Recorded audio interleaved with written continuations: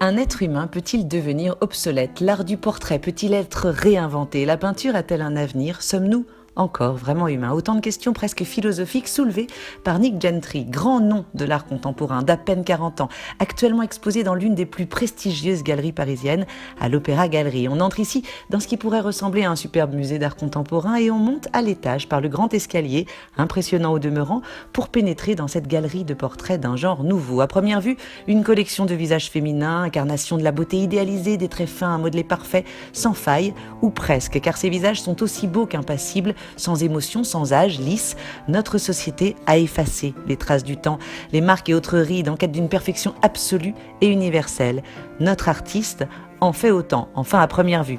Nous nous approchons et ces peintures se métamorphosent. Exit la peinture, c'est la matière qui nous saute aux yeux. L'artiste sculpte l'image à l'aide non pas de marbre ou de bronze, mais de disquettes ou de vinyle. Un terrain de création ludique et original pour ces peintures hybrides, mais pas seulement. Avec ses œuvres, notre artiste offre une nouvelle vie à ces objets tombés dans l'oubli, un comble quand on sait que ce sont justement nos anciens supports de mémoire. Ces images spectrales semblent sorties d'un futur qui n'est déjà plus. Et c'est là que nous comprenons vraiment son travail, car il n'est ni question de portrait, ni même de matériaux. Nick Gentry peint le temps, notre temps, des Jocondes modernes. Ce qui compte n'est ni le regard qui vous suit, ni l'esquisse d'un potentiel sourire sur ces visages, c'est tout le non-dit, ou plutôt le non-visible, le mystère, l'inconnu.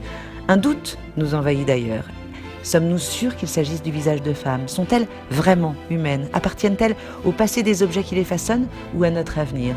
Nick Gentry n'attendra pas d'avoir les réponses pour nous poser ces questions. Ses œuvres encapsulent la ligne du temps dans une approche quasi archéologique, superposant les couches de souvenirs, accumulant les outils de stockage de nos datas, ces données personnelles élevées aujourd'hui au rang d'icônes, un peu comme ces madones contemporaines intouchables qui nous fixent de leurs yeux métalliques. Car contrairement à un tableau traditionnel, ces portraits-là ont une âme. Ils encapsulent dans le matériau même de leur conception les mémoires de milliers de personnes. Cette musique que l'on a écoutée 100 fois, cet air de jazz qui nous rappelle le concert où l'on s'est rencontrés, ce logiciel Macintosh qui n'est ni Apple ni Mac encore en tout cas, ce jeu vidéo qui tenait fièrement sur une disquette de 1,47 mégaoctets, tous ces portraits renferment une histoire, autant de fragments de mémoire, des pans de vie accumulés, assemblés comme des mosaïques, ou plutôt comme des pixels pour leur côté numérique. Dans un monde où la dématérialisation prime, mais qui stocke et qui enregistre tout, ces portraits sont véritablement porteurs de sens. Ils nous invitent à quitter un instant notre écran Instagram pour faire le premier pas,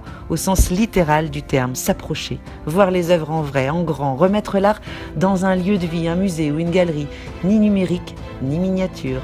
Ralentir et peut-être, si l'on s'en sent capable, s'arrêter.